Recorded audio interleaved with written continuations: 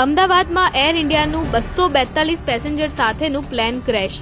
મેઘાણીનગરમાં IGP કમ્પાઉન્ડમાં air ઇન્ડિયાનું plane crash થયું છે. આ પ્લેન 1:38 ટેક ઓફ થયું અને 1:40 ક્રેશ થઈને બિલ્ડિંગમાં અથડાયું છે. મળતી માહિતી મુજબ આ વિમાન અમદાવાદથી લંડન જઈ રહ્યું હતું અને ગુજરાતના પૂર્વ સીએમ વિજય રૂપાણી પણ આ પ્લેનમાં ટ્રાવેલ કરી રહ્યા હતા અને સૂત્રો અનુસાર તેમનું નિધન થયું હોવાનું સામે આવ્યું છે.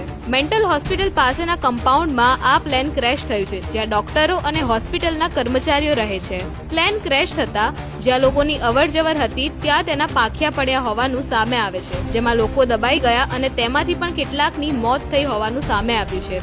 અકસ્માત બાદ તુરંત જ ફાયર બ્રિગેડની ગાડીઓ ઘટના સ્થળે પહોંચી ગઈ હતી અને આગ ઓલવવાનું કામ શરૂ કરી દીધું હતું અને એ બાદ એનડીઆરએફની ટીમ પણ હાલ અમદાવાદ આવી ગઈ છે. હાલ ઘટના સ્થળે રેસ્ક્યુ ઓપરેશન ચાલી રહ્યું છે, જેમાં તમામ બોડી બળેલી હાલતમાં છે અને માહિતી અનુસાર ડેડ બોડીઝ ઓળખી શકાય એવી હાલતમાં પણ નથી અને સ્ટ્રેચર ખૂટી પડતા લોકોને લારીમાં લઈ જવામાં આવી રહ્યા છે અને એ સિવાય મૃતદેહોને ઢાંકવા માટે સફેદ કપડાના જથ્થા લાવવામાં આવ્યા છે. પ્લેનમાં 169 ભારતીયો, 53 બ્રિટિશર્સ, 1 કેનેડિયન અને 7 પોર્ટુગીઝ સવાર હતા અને સાથે 2 પાયલટ અને 10 ક્રૂ મેમ્બર્સ હતા અને દુર્ઘટનાની આસપાસના તમામ રસ્તાઓને બંધ કરી દેવામાં આવ્યા છે.